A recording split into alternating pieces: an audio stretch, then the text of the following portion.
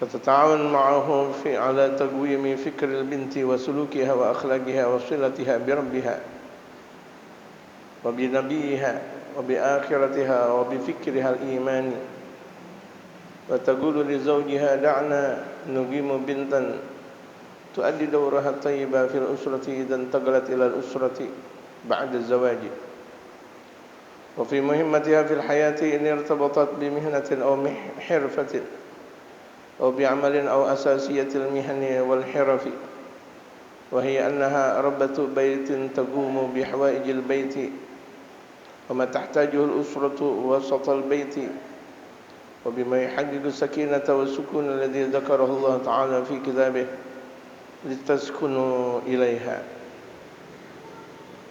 Pembahasan kita tentang at-ta'awun ala ada'il muhimmah, saling bekerja sama dalam menjalankan kepentingan. Suami dan istri saling bekerja sama dalam menjalankan roda kekuatan rumah tangga.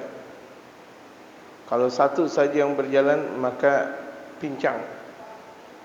Entah suami, entah istri, kalau cuma sekadar satu pincang. Maka roda bakal menjadi sempurna ketika ada saling kerjasama antara suami dan istri. Roda rumah tangga bakal sempurna kalau ada kesempurnaan yang datang dari suami dan istri. Qad yusadifu ba'dhu rijali ihmalan minal ummi. Berapa banyak terkadang sebahagian laki-laki berbenturan menganggap remeh peranan ibu. Terkadang suami menganggap remeh peranan istrinya sendiri. Udah, emang tahu apa sih gitu. Mau tahu apa? Jadi suami enggak boleh meremehkan istrinya. Walaupun misal kalau banyak kita lihat suaminya alim, suaminya sarjana, istrinya cuma lulusan SD saja. Enggak boleh otoriter suami. Tetap ada musyawarah. Ada musyawarah di antara keduanya.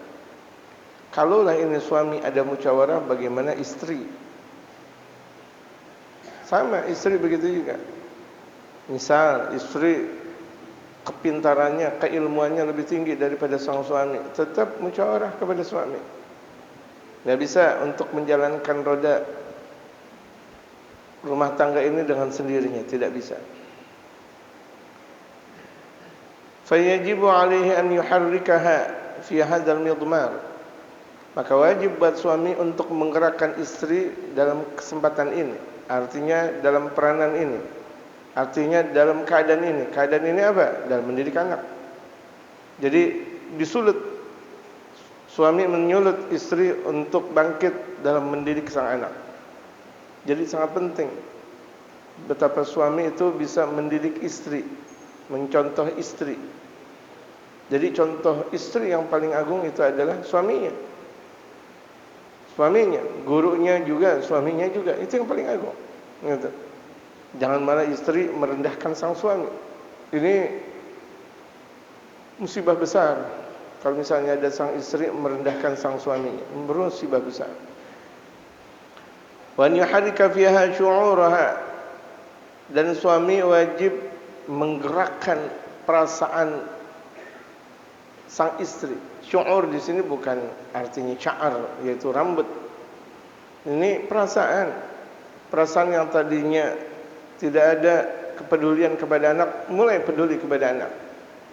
Kalau misalnya kira-kira kurang pendekatan kepada anak, mulai banyak pendekatan kepada sang anak.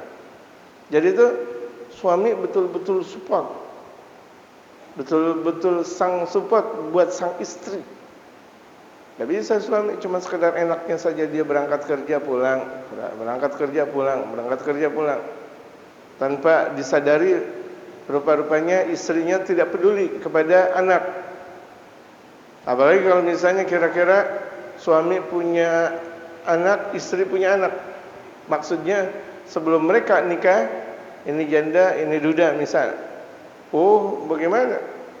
Kalau misalnya tidak ada kepedulian kepada anak sang suami. Kalau tidak ada kepedulian kepada anak sang suami, atau tidak ada kepedulian kepada anak sang istri, peduli, berani nikahin istrinya, berarti berani peduli kepada anaknya.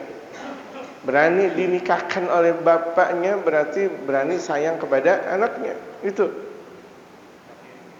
Iya, anak tiri. Itu. Berani untuk bertanggung jawab. Bukan cuma sekedar ibunya doang yang dikasihani, yang disayang, kemudian anaknya tidak disayang. Jangan. Kalau begitu enggak usah nikah. Enggak. Kalau sebahagian, ini satu paket semuanya. Wa qad tusadifu ba'dul ummahati aydan rajulan yaghfalu an muhimmatihi nahwa binti.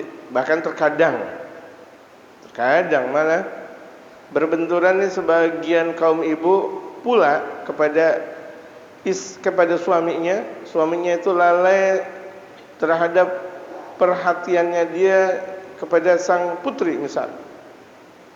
Enggak ada open-opennya nih bapak kepada sang putri. Tidak ada pedulinya bapak kepada sang putri. Nah, sang istri yang berperan di sini, Pak, jangan begitu dong, Pak. Openin anak kita, peduliin anak kita. Jangan kalau misalnya di rumah bapak sibuk, dia juga sibuk. Bahkan terkadang dalam satu tempat bapak dengan main HP, anak-anak dengan main HP. Berada seluruhnya dalam dunia maya semuanya. Ya. Allahu Akbar. Tidak terjadi sakinah mawaddah warahmah kalau misalnya seperti itu. Wa yaghfalu an muhimmatihi nahwa waladihi wa an tarbiyatihim, dan juga berapa banyak juga sang suami lalai terhadap kepentingan dia terhadap putranya, contohnya dalam pendidikan. Enggak ada peduli kepada putranya. Udahlah biarin dia menjadi apa kayak astagfirullah. Enggak boleh. Biarin tuh anak menjadi apa? Bandel banget misalnya. Enggak boleh ngomong anak bandel. Melaknat anak haram. Ya, melaknat anak haram. Ketika dia mengatakan bandel itu melaknat, hati-hati. Wabil khusus kaum ibu-ibu nih. Gitu. Gampang banget untuk melaknat anak. Bandel banget, masya Allah. Udah jadi bandel banget kalau begitu jadinya. Karena kalimatul dakwah, doa. Karena ucapan ibu itu adalah doa. Ucapan ibu itu adalah doa.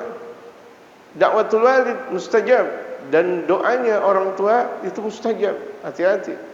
Ada doa kebaikan, ada doa keburukan. Doain yang enak-enak, masya Allah. Ulama, waliullah, masya Allah.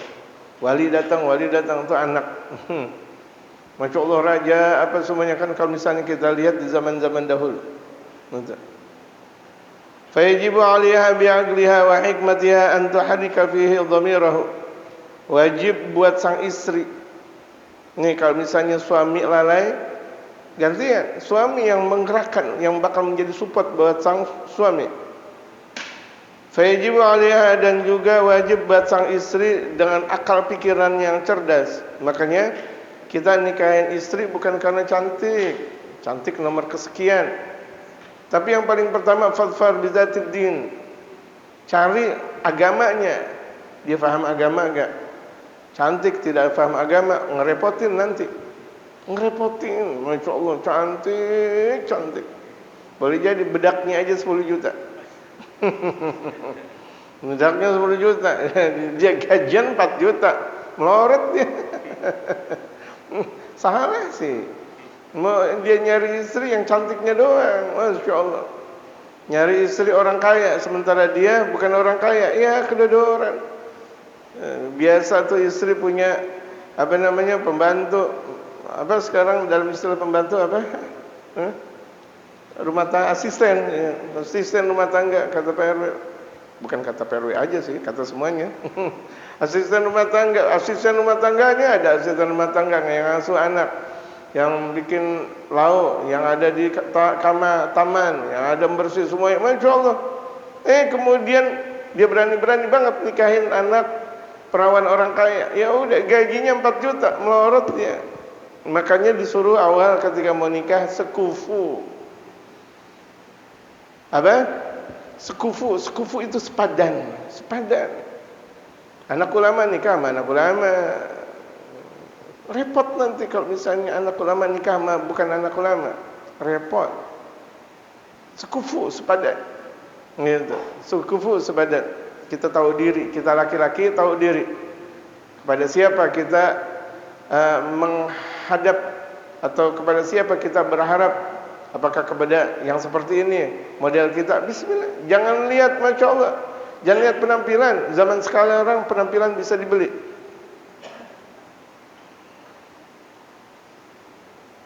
Wa tuharrika fihi syu'urahu, dan wajib sang istri menggerakkan akal, dengan akalnya itu wabi hikmatiha, dan dengan hikmah. Artinya ngajak suami juga dengan hikmah. Dengan hikmah ini banyak arti. Bisa artinya santun, bisa artinya lembut. Itu santun dan lembut. Gitu. Suami kalau istri nasihatin, waduh, dengan gaya nasihatin lagi, atau dengan gaya ngajarin lagi. Tidak boleh. Pertama, tidak boleh. Kedua, istri dia tidak tahu kepada siapa dia berbicara. Walaupun dia intinya nasihat, tapi jangan menggurui. Pak, kamu tahu gak Pak? Waduh, jangan. Gak boleh. Atau apalagi itu istri nunjuk sang suami. Ini, aduh. Atau mentang si sang istri ngajar, kemudian sang suami tukang beca. Diajarin, Pak yang benar kayak begini loh Pak. Oh, nggak boleh. Mengajarkan sang suami. Walaupun benar nasihat, tapi gayanya bukan gaya mengajar, gaya santun. Menurut Bapak bagaimana ya? Gitu. Menurut Bapak bagaimana tentang anak kita nih Pak? Dalam pendidikannya Pak, dalam kesehariannya nih Pak, gimana dong Pak? Menurut Bapak, jangan dikeluarin keilmuan yang dimiliki oleh sang istri, nggak bisa. Nanti bakal dikeluarkan tenaga yang dimiliki oleh sang suami. Jadi kan akhirnya nggak sepadan. Ini ngeluarin ilmu, ini ngeluarin tenaga. Oh, jadi berantem nanti akhirnya. Berantakan rumah tangga. Nih jangan biasakan nih istri-istri nasihatin suami dengan nada ngajarin. Nggak boleh. Dengan nada apa namanya tambih, mengajarkan harus nih Bapak. Oh, nggak boleh, nggak boleh. Perempuan tarim kalau susunya habis, susu sapi, kan ada susu sapi yang serbuk, tapi beli jangan yang diboikot. Yang udah diboikot jangan dibeli, nggak boleh yang dibeli. Gitu, yang punya Yahudi. Ini susu kemudian habis. Sang istri nggak berani ngomong, Pak susu habis nggak? Ditaruh aja tuh di dapur tempat susu apa namanya kaleng atau apa namanya, ditaruh aja gitu, digeletakin. Atau beras habis atau gandum habis, nggak berani ngomong sama suami, digeletakin aja di ruang dapur, udah digeletakin aja. Kosong, dalam keadaan kosong, bungkusan kosong gitu. Kemudian teh habis, kopi habis, gula habis, udah ditaruh gitu aja, tapi dalam keadaan kosong. Itu tanda. Jangan bilang, Pak, andaikan tuh sang istri mengatakan, Pak, gula habis, itu tidak layak. Nih lihat nih, kelihatannya kejam sekali. Bukan kejam, ini indah jemaah. Karena kita tidak pernah terbiasa dengan hal yang indah. Jadi yang indah itu kita katakan kejam. Tidak, siapa yang bilang kejam? Indah. Orang salat dengan sakinah, dengan tenangnya. Orang salat dalam khusyuknya. Dia pakai siwak, dia pakai minyak wangi. Kalau menurut kita susah amat salat pakai siwak, pakai minyak wangi, karena dia tidak terbiasa. Tapi kalau orang sudah terbiasa indah wangi, alhamdulillah. Sebelum salat dia mandi. Ya, mandi dengan mandi-mandinya, sekira-kira tidak ada bau yang ada di dalam tubuhnya. Orang menganggap bahwa ini susah amat. Tidak, indah. Sesuatu yang indah tidak pernah menyulitkan. Hatinya dia yang menyulitkan, karena dia tidak merasakan sebuah keindahan. Itu jemaah sekalian. Jadi itu istri harus paham diri. Jangan kemana-mana ngaji, kesana sini ngaji, sana sini ngaji. Kok pengajian besar ngaji, tapi nggak izin dengan suami, ya sama aja bohong. Ngaji kesana kesini itu istri nggak izin sama suami, sama aja juga bohong. Tapi kalau ngaji yang wajib, tetap izin sama suami. Suami nggak ngizinin. Kalau selagi itu hal yang wajib, boleh sang istri untuk belajar tetap. Apalagi suami udah bukan ulama, malah melarang ngaji. Kemudian dia taat kepada suami yang model kayak gitu, nggak boleh. Malah taat kepada suami yang durhaka kepada Allah, tidak boleh. La ta'ata li makhluqin fi ma'siyatil khaliq. Dalam sabda Rasulullah, tidak boleh taat kepada makhluk siapapun, termasuk suami, fi ma'siyatil khaliq, dalam berbuat maksiat kepada sang pencipta, yaitu Allah Subhanahu wa taala. Suami bilang, "Enggak usah ngaji." Padahal ngaji itu ngaji wajib. Sementara suami enggak ngajarin. Ngaji itu ibu-ibu ngaji. Apalagi dekat. Tapi yang wajib, kalau ngaji yang sunnah, ceramah, model-model ceramah, itu kan enggak jadi wajib. Ngaji kitab yang seperti ini malah enggak pada datang. Ngaji kitab yang model-model seperti ini malah enggak pada datang. Tapi ngaji ceramah sana sini, tabligh akbar sana sini, itu sunnah. Yang wajibnya ngaji dalam syariatul Islam, membuka syariatul Islam. Maulid itu sunnah. Jadi kalau misalnya perempuan dilarang hadir maulid, Ya boleh taat kepada sang suami karena maulid itu hukumnya sunnah. Tapi wajib ngaji model kayak gini, wajib ngaji. Gitu. Qadimil wajib ala sunnah, dahulukan yang wajib ketimbang yang sunnah. Ini orang nggak ngerti. Pokoknya ibadah.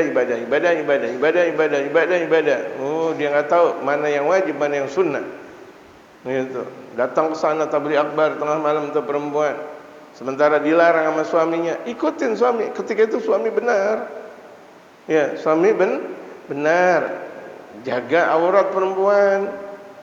Jaga, apalagi kalau naik motor ke sana dan ke sini, naik motor lagi. Apalagi ibaratnya tuh perempuan-perempuan ziarah cuma sekedar beberapa orang tanpa ada satu perkumpulan khusus gitu. Kalau perempuan mau ziarah itu bagus, alhamdulillah, tapi dengan perkumpulan yang khusus. Perkumpulan perempuan khusus, atau di situ ada guru pembimbing dan sebagainya. Khawatir terjadi fitnah gitu. Jadi syariat sudah meramu dengan indahnya buat perempuan menjalankan ini dan itu sudah diramu dalam syariatul Islam. Tinggal praktik saja.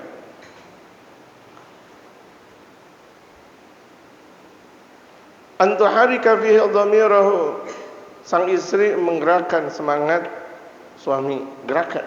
Ada suami males banget, nggak mau dekat sama anak, nggak mau menasihati anak, nggak mau peduli kepada anak.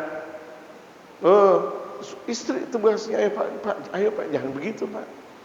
Ini putra kita, ini putri kita pak, ayo dong pak, ayo pak. Jadi suami dan istri memang benar-benar ada satu kekuatan yang gak bisa cuma sekadar nyomot, ketemu di sana kemudian kawin. Ya, ketemu di sana kawin, sekali ta'aruf langsung kawin. Tar dulu, dalamin dulu. Tapi kalau udah kawin ya nggak usah pakai dalam-dalamin, orang udah nikah, udah kawin. Ya, kalau udah nikah ya nggak usah pakai di dalam-dalamin. Kalau belum nikah di dalamnya itu keluarganya bagaimana, itu pendidikannya bagaimana. Tapi kalau udah nikah tinggal jalanin, gitu. Ini udah nikah baru di dalam-dalam, saya baru tahu ente ya, astagfirullah. Saya baru tahu ente. Lah kemarin kemana? Kalau udah nikah nggak boleh ngomong gitu.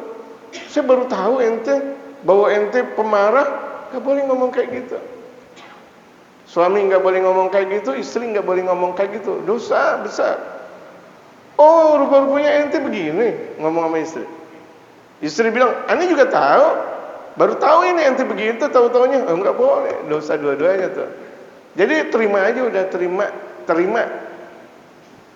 Mau suami bulet kayak mau suami lonjong kayak, terima aja udah. Orang udah dinikahin. Ya, udah dinikahin, sama suami juga udah dapetin istri. Ya Allah. Dibuka jilbab begini. Udah, alhamdulillah. Alhamdulillah, terima, alhamdulillah. Ngapa jadi memilih sesuatu yang menurut dia di luar batas. Dia mau bidadari sementara dia bukan wali. Ngarepin istri kayak bidadari, dia sendiri bukan wali. Yang bener aja. Gitu. Perempuan ngarepin suami, Masya Allah, seperti Nabi Allah Yusuf. Ente seperti Sayyidatuna Zulaikha aja enggak. Mau ngarepin Nabi Allah Yusuf. Yang benar. Makanya kalau udah bicara sekufu itu enak semuanya jamaah. Jadi kembali di awal lagi jamaah. Ini saya bukan artinya ngasih tahu kepada jamaah, ayo ente salah banyak ente gitu, enggak, ini ngaji, kita ngaji. Andaikan kita salah kan kita masih ada jalan keluarnya, taubat. Andaikan kita udah jalan kebablasan, kita masih bisa putar balik. Jangan kebanyakan bablas, udah. Ini ilmu, ini kajian penting jamaah. Sangat penting. Dalam kajian ini kita tidak memahaminya, jangan harap kita untuk menjalankannya. Orang yang sudah paham aja belum tentu menjalankan ini. Karena ini konsep rumah tangga abadi yang membuat satu perkumpulan baldatun thayyibatun wa rabbun ghafur. Jangan berbicara tentang politik kebesaran, tentang pemilu hebat, tapi kita tidak memandang penting tentang permasalahan rumah tangga ini. Enggak bisa, sungguh tidak bisa. wa tuharrika fi syu'urahu, dan kewajiban sang istri juga menggerakkan perasaan sang suami. Ada suami adem aja kepada anaknya. Anaknya udah dekat, dia masih main HP. Dia masih baca buku. Padahal anaknya udah mendekat. Jangan dong. Ada waktunya buat anak. Sayyidina Rasul Muhammad sallallahu alaihi wasallam, terkadang beliau main pedang-pedangan kepada Sayyidina Hasan dan Sayyidina Husain. Main pedang-pedangan. Rasulullah main pedang-pedangan. Kadang pura-pura kalah. Girang Sayyidina Hasan Sayyidina Husain. Jadi maghrib, jadi maghrib, kakekku kalah. Main pedang-pedangan. Terkadang main kebo-keboan. Paham tak main kebo-keboan? Paham main kebo-keboan? Gitu. Kalau sana bukan kebo-keboan, ontak-ontakan. Akhirnya Rasulullah pura-pura kalah. Akhirnya naikin Sayyidina Hasan dan Sayyidina Husain ada di mana? Punggung baginda Rasulullah Muhammad. Pernah main kebo-keboan? Mana? Ya dulu, kalau anak sekarang udah gede-gede, hancur tulang. Sekarang anaknya udah gede-gede, hancur. Ya dulu masih kecil-kecil. Perlu. Kalau kira-kira udah dewasa gimana ngobrol bareng? Santai bareng. Dah. Mau kemana nih kita? Sate. Iya sate, bismillah, nyate. Ada duit, kalau nggak ada duit mau kemana emang? Gitu. Mau ke kafe, nggak punya duit. Punya duit ajak anak. Santai ngobrol, masya Allah, masya Allah. Kita punya mobil aja, kita punya punya motor aja. Kalau kita nggak punya kedua-dua, jalan kaki, nggak ada masalah. Ngobrol santai dengan sang anak, gitu. Itu udah sinyal ketika anak sudah mulai mendekat. Apalagi anak-anak masih kecil sudah mulai mendekat. Jangan kita sibuk dengan dunia kita. Kalau misalnya dia seorang ulama sibuk dengan kitabnya. Kalau dia seorang pebisnis sibuk dengan bisnisnya. Ekonom dia sibuk dengan ekonominya. Dia dia angkatan sibuk dengan kerjaannya. Jangan, ada waktu dengan anak. Ada waktu buat anak. Akhirnya Sayyidina Rasul bersabda, "Ni'mar rakib huwa Sayyidina Bilal." Sayyidina Bilal ketika melihat Rasulullah kebo-keboan dengan Sayyidina Hasan dan Sayyidina Husain, main kebo-keboan. Saya ngomong main kebo-keboan. Mudah-mudahan bahasa saya ini jamaah paham. Ada bahasa Indonesia yang indah?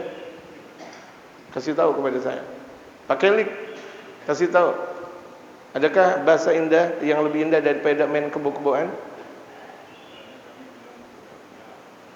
Ya sama, kuda-kudaan, kebo-keboan. Iya sama, main kuda-kudaan, main kebo-keboan, main onta-ontaan. Karena zaman dulu Betawi bilangnya kebo, karena jarang ada kuda. Gitu. Nah di negeri sana, Yaman atau Saudi, ya main onta-ontaan. Gitu. Iya, main onta-ontaan. Jadi ketika itu bagi Sayyidina bilang, lihat, masya Allah Rasulullah, betapa agungnya di sisi Allah, betapa agungnya di sisi umat. Beliau jadi, ya saya ngambil bahasa pakelik, jadi kuda. Kemudian Sayyidina Hasan dan Sayyidina Husain sebagai apa? Yang ada di atas kuda. Ni'mar rakibuhuma wa ni'mal markubu huwa. Sebaik-baik yang naikin ini adalah huma, Sayyidina Hasan dan Sayyidina Husain. Dan sebaik-baik yang ditaiki Rasulullah.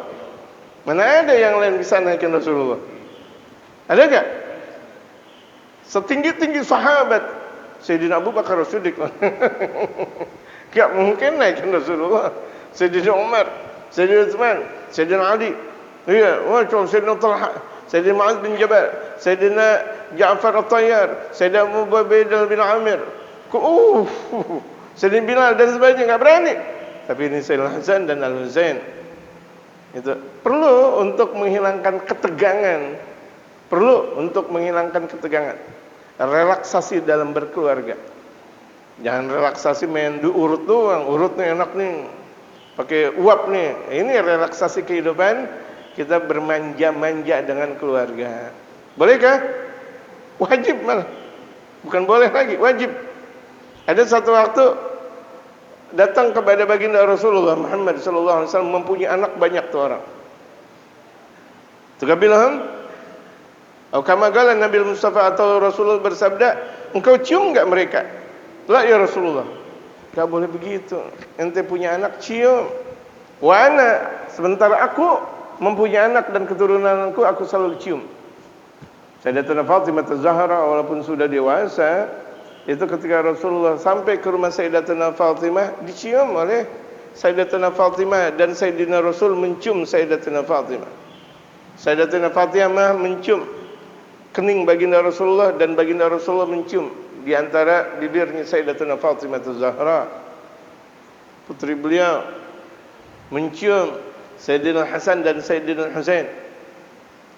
Sayyidina Hasan dicium bibirnya oleh Sayyidina Rasul. Sayyidina Husain dicium lehernya oleh Sayyidina Rasul. Itu melambangkan pada akhirnya nanti Sayyidina Hasan meninggal dunia lewat mulut karena diracuni oleh istrinya sendiri. Dan Sayyidina Husain bakal terpenggal. Terjadi kejadian Karbala, ya kan? Sebelum Muharram itu sudah dikasyaf oleh baginda Rasulullah. Kalau Sayyidina Husain sering dicium di lehernya. Wa Sayyidina Hasan dicium di bibirnya, di mulut Sayyidina Hasan. Cium anak-anak kita, cium. Apalagi ada orang tua geli nyium anaknya, astagfirullahaladzim. Anaknya rebek, ente bersihin dong. Punya anak rebek. Bersihin. Itu masih kecil pakai bedak, enggak ada masalah. Laki dan perempuan masih kecil, bedakin, mandiin gitu.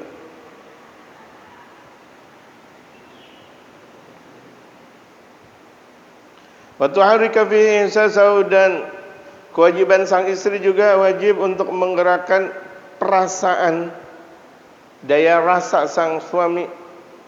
Enggak bisa untuk adem begitu aja, dingin, cool begitu aja. Suami diam aja. Pendiam boleh, tapi diam tentang permasalahan enggak boleh. Kan ada tuh suami diam aja, masyaallah, enggak ada bangkit-bangkitnya. Orang udah ke astronot tuh suami masih diam aja. Sehari-harinya masyaallah dia ya Allah, gergetan tuh sang istri. Orang udah pada ke astronot sana, orang pada udah haji 50 kali, dia masih aja begitu-begitu aja. Allahu Akbar. Jangan dong, kita sebagai laki-laki gesit, semangat. Wa tatadzakara ma'ahu fi anna 'alaihi muhimmatan ghairu ta'ami wa syarabi wal libas, dan saling tukar pikiran bahwa kewajiban suami ada kewajiban yang lebih penting selain makan, minum, dan pakaian. Ada yang lebih penting daripada itu.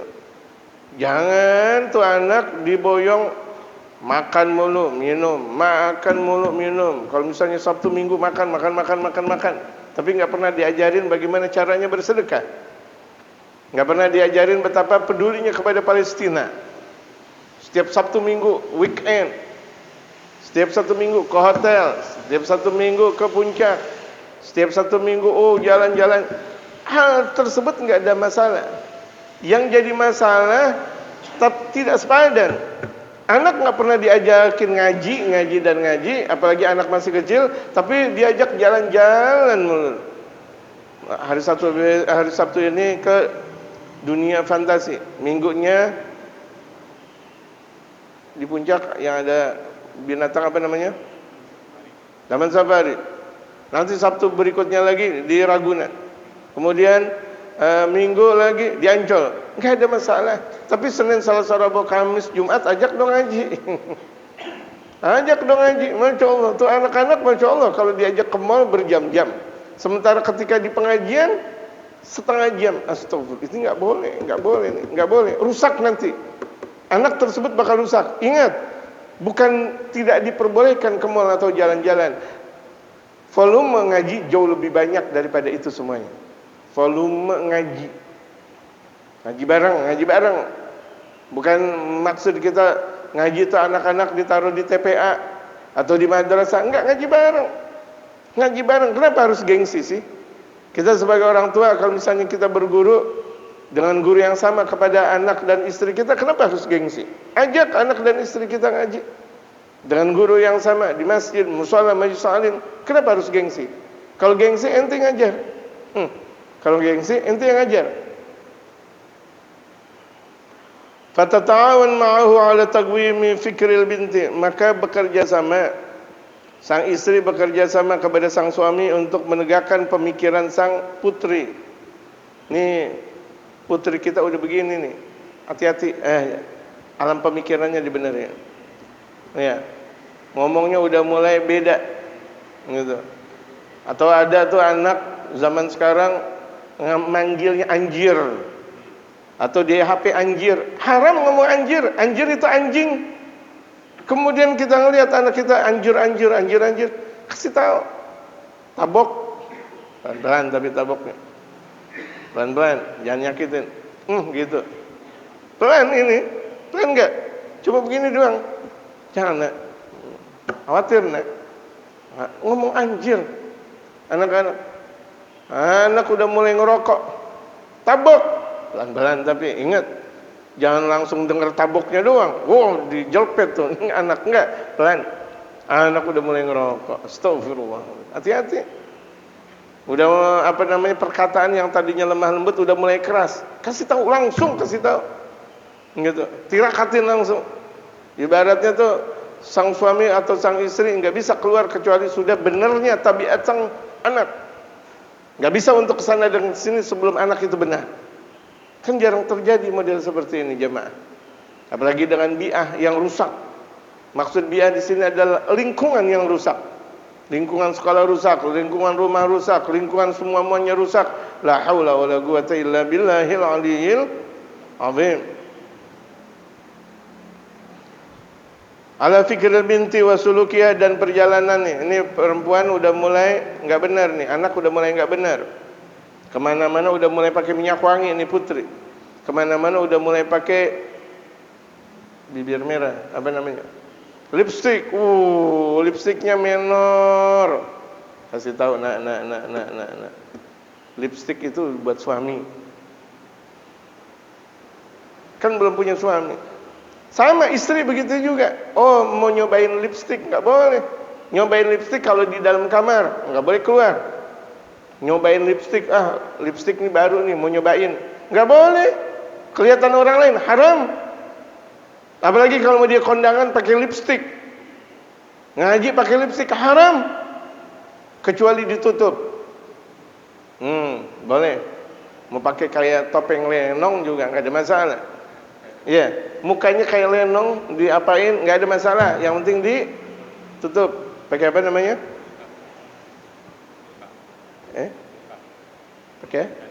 Pakai cadar, ya ditutup. Boleh. Mau bagaimana kayak ceritanya? Kayak dulu setiap hari Minggu tuh ada Ateng Iskak. Itu dia Rejenaka, lebih paham. Rejenaka, mau dibegituin kayak enggak ada masalah. Boleh, tapi tutup. Pakai lipstick boleh, tapi tutup. Gitu. Ini pakai lipstick kelihatan. Kan ngapain pakai lipstick kalau enggak kelihatan? Istri punya suami, ngapain pakai memperlihatkan kepada orang lain? Enggak boleh. Gitu. Banyak orang soleh, istrinya lagi mau kemana nih? Padahal mau ngaji, pakai lipstick. Itu diganti dengan kalau dandang, kan dandang ada yang hitam. Ya, dandang ada yang hitam. Ditaruh, dicolek sini. Ayo dah keluar. Ngaji, emang apa? Ini yang seharusnya yang dilakukan oleh sang perempuan ketika keluar. Zaman sekarang, Masya Allah, kalau mau keluar, apalagi kalau mau jalan-jalan, 5 jam sebelum jalan-jalan udah ada di mana? Di lipstick. Apalagi kalau misalnya kita lihat tuh, tukang-tukang artis. Tukang-tukang artis tuh lihat, artis maksudnya. Kemana-mana selalu dia bawa apa? Make up, kemana-mana. Lagi tempat, astagfirullah. Emang enak punya jadi suami artis? Nggak enak, dosa mulu. Emang enak punya kita jadi suaminya artis? Cantik, iya, dosa mulu. Setiap waktu dia, belum lagi dia ngobrol dengan laki-laki lain. Lagi ini kita nggak tahu. Apalagi dia pakai joget-joget dengan laki-laki lain. Dansa. Astagfirullahaladzim. Otaknya ditaruh di mana nih suami? Memperbolehkan istri model kayak gitu. Dayus. Suami yang model kayak gitu. jangankan masuk surga, nyium surga aja nggak bakal dapat. Tahukah jemaah dayuth? Itu tadi yang saya katakan. Oh, ini sebenarnya bukan ajaran susah, gampang. Nggak ada yang susah di sini. Ini semuanya ajaran yang penuh dengan estetika, seni, keindahan hidup. Perempuan pakai cadar, itu keindahan hidup. Karena perempuan itu ditutup. Karena ada orang mengatakan perempuan itu indah. Benar, indah untuk siapa? Bukan indah buat orang, dia udah dinikahi itu perempuan. Indahnya hanya mutlak buat suami. Orang mau ngaji aja nggak boleh pakai bibir merah, itu ngaji ketahuan. Bagaimana kalau dia apa? Kondangan. Itu nggak ngerti kondangan, acara the congratulation, itu belaga. Tetap mau congratulation, mau undangan, mau kondangan, mau apa, tetap nggak boleh. Keluar rumah, apa namanya? Hapus, itunya apa namanya? Merah-merahnya itu, hapus. Kalau enggak, suami masuk neraka bareng-bareng. Bapak-bapak mau masuk neraka? Bapak-bapak mau masuk neraka enggak? Enggak apa-apa, biarin aja tuh istrinya. Gitu. Berhias mulu. Berhias lagi. Dia buka jilbabnya dengan penampilan poninya yang Masya Allah, bagaikan kuda poni, Masya Allah. Astaghfirullahaladzim. Apalagi banyak orang nikahin perempuan, dia pikir dulu, ini kira-kira nih perempuan pantas gak ya saya ajak kondangan, astagfirullah. Kalau udah saya ajak kondangan gak malu-maluin, apa-apaan. Istri kamu mau diperlihatkan. Kalau perlu istri kita ketemu teman kita gak perlu dikenalin. Ngapain kenalin istri kepada orang lain? Kan terkadang kita, Pak ini istri saya, ngapain? Gak pantas memperkenalkan istri kepada orang lain. Ini kelihatannya ini adalah hal yang biasa, padahal haram. Lihat nih. Kelihatan itu kan hal yang biasa. Apalagi cipiki dengan sesepuh.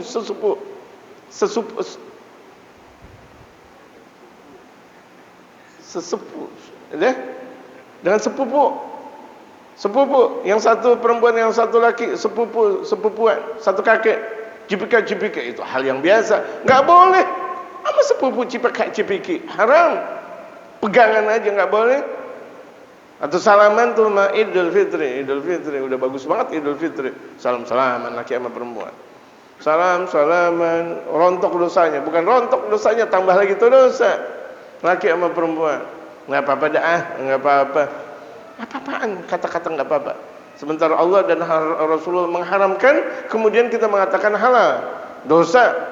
Man halala ala ma haram Allah. Barang siapa yang menghalalkan apa yang sudah diharamkan oleh Allah, silakan untuk menempati tempat nerakanya yang terbuat dari api neraka. Tempat duduknya maksudnya. Silakan untuk menempati tempat duduknya yang terbuat dari api neraka. Wa akhlaqi wa sulukiha, dan perangainya, wa akhlaqiha, dan akhlak sang putri kalau sudah mulai berubah, perbaiki. Wasilatiha bi rabbiha, dan bagaimana kedudukan putri dekat dengan Tuhannya, yaitu dengan Allah. Lihat ibadahnya. Jangan kita lihat tuh putri kita sholatnya aja, enggak cukup. Ngajinya, akhlaknya, pakaiannya. Kan kita udah bilang, yang penting putri saya udah sholat. Astagfirullah. Yang penting putri saya udah pakai jilbab. Ya kalau udah pakai jilbab kemudian bentuk manggahnya kelihatan, kan dosa. Jemaah, bentuk manggah yang ada di sini itu dosa. Ketutup tapi manggahnya kelihatan, nggak boleh, dosa besar. Atau pantatnya kelihatan, bokongnya kelihatan, nggak boleh. Tutup. Makanya disuruh pakai gamis besar gitu buat kaum perempuan. Laki-laki mau pakai gamis, mau enggak masih boleh kalau laki-laki. Tapi kalau perempuan pakai yang besar-besar. Jangan ketat. Gitu. Ketat. Apalagi dia joget di depan dengan baju ketat. La haula wala quwata illa billah. Suaminya men-selfie lagi. Tak, astagfirullah. Neraka itu kalau begitu jadinya. Istrinya joget, suaminya ngikut joget. La haula wala quwata illa billah. Olahraga. Benar, zahirnya olahraga, tapi batinnya neraka. Mau kayak gitu jemaah? Olahraga. Gitu. Olahraga boleh. Enggak ada dalam syariatul Islam larangan dalam berolahraga, enggak ada. Enggak ada larangannya. Boleh, tapi pakaian yang benar. Di tempat yang tidak ada laki-laki, silakan. Di dalam kamar tuh mau joget-joget boleh tuh sang istri. Perempuan nih mau joget-joget, mau mau olahraga boleh. Jangan di luar. Kan udah pakai jilbab, tetap olahraga di luar walaupun dia pakai jilbab pasti bakal kelihatan. Udah gitu terkadang dari jarak jauh aki-aki ngelihat aja lagi. Aki-aki. Ilahi illallah. Lagi makan lontong sayur. Dia lagi mau lontong sayur. Lontong sayurnya dicampur sama ludahnya. Itu aki-aki. Bagaimana anak muda? Kita pahamin aja dari jarak jauh. Ngapain ya aki-aki? Khusyuk. Ibu-ibu lagi lagi olahraga. Khusyuk lagi makan lontong sayur sampai netes. Ya Allah, banyakkan tetesannya daripada lontong sayurnya. Aduh ya Allah. Yang kayak gitu ada aja tuh kelihatan. Aduh, padahal kita nggak mau ngeliat. Maksudnya aki-aki itu. Astagfirullah. Saya pikir kalau aki-aki begitu bagaimana anak muda kan? Pura-pura tuh anak muda dari jarak jauh. Padahal ngelihat ibu-ibu. Walaupun pakai jilbab nggak bisa. Kalau udah gerak sana sini pasti bakal kelihatan auratnya. Kelihatan nggak jemaah? Jamaah kelihatan atau tidak? Saya mau musyawarah nih sama jamaah. Kelihatan nggak? Kelihatan. Kalau kelihatan jangan biarkan anak dan istri kita, ponakan-ponakan kita, keluarga kita seperti itu. Ikutin Sayyidatuna Khadijah. Kita ada contoh. Ikutin Sayyidatuna Khadijah, ikutin Sayyidatuna Fatimah, ikutin Sayyidatuna Aisyah. Perempuan surga, ikutin. Kalau perempuan kita, istri anak putri kita enggak ngikutin perempuan surga, mengikutin siapa? Wa binabiyah, dan bagaimana kedekatan putri kita kepada nabinya, Nabi Muhammad. Kita lihat bagaimana yang dia idolakan Nabi Muhammad atau siapa? Atau Benyamin Netanyahu? Astagfirullah. Benyamin Netanyahu. Astagfirullah. Para Ramses. Astagfirullah. Para Ramses, Firaun. Jangan. Jadikan putra dan putri kita idolanya adalah Nabi Muhammad. Terlihat dari mulai pakaiannya, dari mulai geraknya, dari mulai sholawatnya, lemah lembutnya, santunnya, terlihat kalau orang mengikuti dan mengamalkan Nabi Muhammad. Wa bi akhiratiha, dan bagaimana hubungan putri terhadap akhiratnya. Artinya terhadap akhiratnya, jangka panjangnya putri kita bagaimana tentang akhirat. Wa bi fikrihal imani, pemikiran dia tentang keimanan. Wa taqulu li zawjiha, dan sang istri berkata kepada suaminya, da'ana nugimu bintan, mulai kita menegakkan putri, tuaddi dawraha tayyiba fil usrati, untuk sang putri tersebut menjalankan peranannya yang indah dalam berkeluarga. Idzan tagalat ilal usrati ba'da zawaj, apalagi setelah sang putri setelah nikah. Ajarin putri sebelum nikah, setelah nikah, ajarin. Wa fi muhimmatiha fil hayati, dan bagaimana peranannya sang putri dalam kehidupan. Kalau setelah nikah nih, lihat. Ini irtabatat bi mihnatin, andaikan tuh sang putri mempunyai ikatan dengan kerjaan. Bagaimana? Ketika sang putri atau perempuan kerja, enggak ada masalah. Dalam syariatul Islam yang jadi masalah kalau maksiat. Itu yang jadi masalah. Kerja tapi pakaiannya terbuka, itu yang jadi masalah, bukan karena kerjaannya. Pakaiannya, bergaulnya, silakan kerja. Tapi ini bergaulannya selalu rapat dengan laki-laki. Ini yang tidak diperbolehkan. Apakah ada rapat laki di sini kemudian perempuan 1 kilo, setelah itu kan enggak ada. Ini yang tidak diperbolehkan, dan ini bukan peranan kaum perempuan atau disebut dengan peranan kaum wanita, bukan. Itu merusak peranan kaum wanita dalam syariatul Islam. Oh, emansipasi perempuan, emansipasi perempuan. Gitu. Oh, tapi bergaulnya dengan laki-laki. Di mobil dengan laki-laki lagi, di sana dengan laki-laki lagi, dengan laki-laki lagi. Astagfirullahaladzim. Ini bukan emansipasi. Tapi kebalikan tadi yang saya katakan, emansipasi. Wa fi muhimmatiha fil hayati in irtabatat bi mihnatin aw bi hirfatin, sama bin mihnah, hirfah sama kerjaan. Aw bi amalin, atau dalam satu perbuatan, boleh perempuan melakukan sesuatu, membina masjid, membina apa, boleh, tapi sesuai dengan syariat.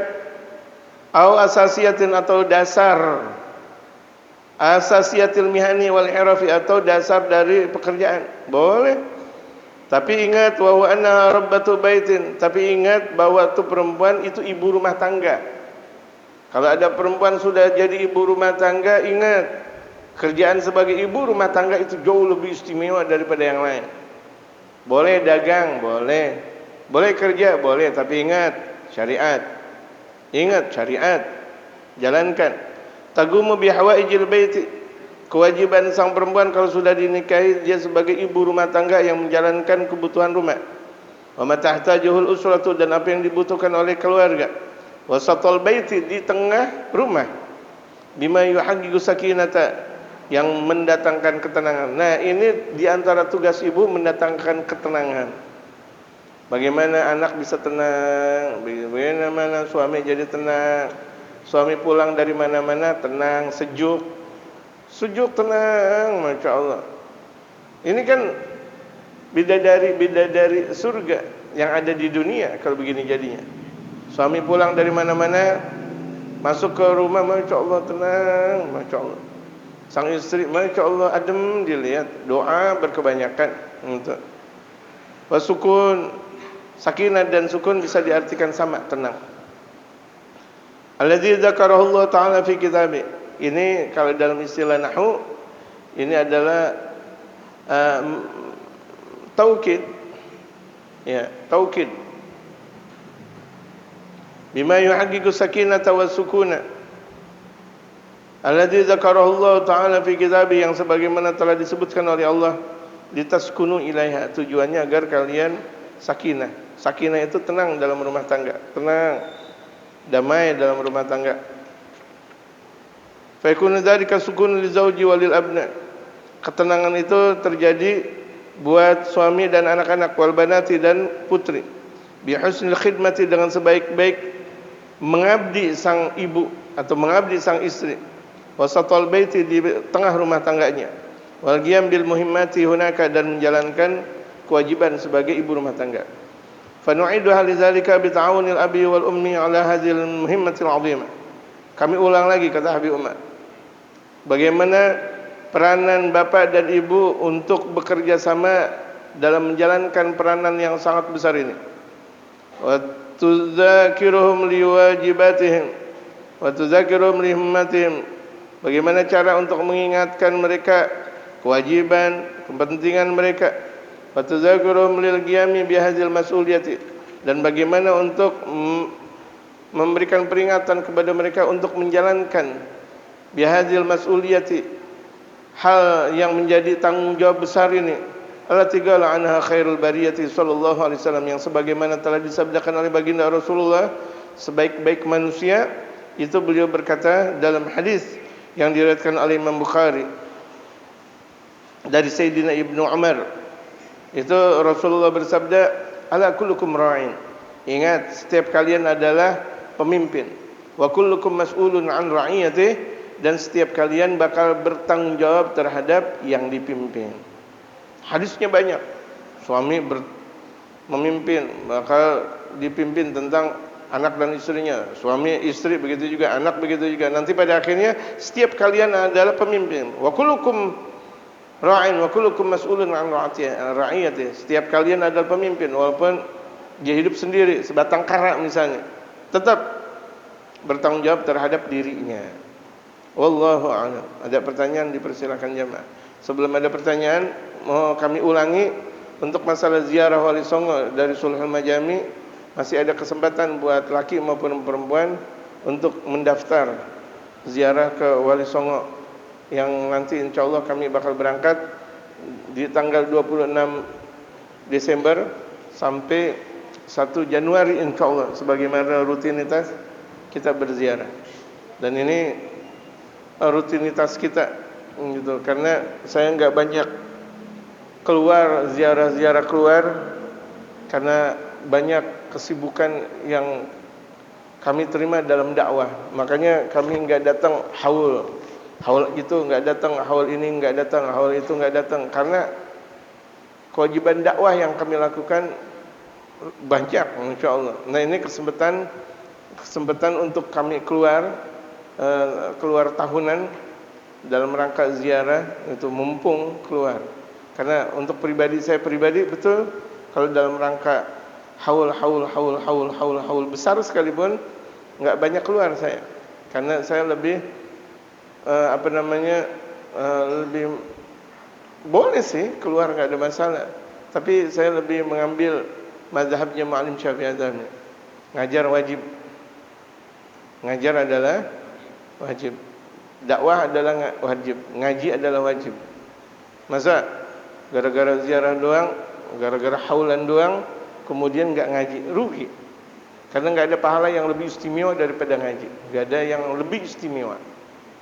Nggak ada. Mau diapain pun, kita mau ziarah seluruh wali dunia dan akhirat, nggak terkejar dengan ngajinya kita walaupun 1 jam dari ba'da subuh sampai sekarang, nggak terkejar tuh, saking kuat, saking hebat, saking besarnya pahala ngaji. Makanya saya jarang untuk keluar bermadhabkan. Saya punya guru Ma'lim Syafi'i Adzami, beliau jarang memang untuk kesana kesini, karena memang seperti itu, dan memang seperti itulah orang yang konsekuen tentang syariatul Islam gitu. Wallahu alam. Kalau ada pertanyaan dipersilakan. Kalau ada, kalau tidak enggak ada masalah. Tanda jamaah faham semuanya insyaallah. Tidak ada? Bismillah.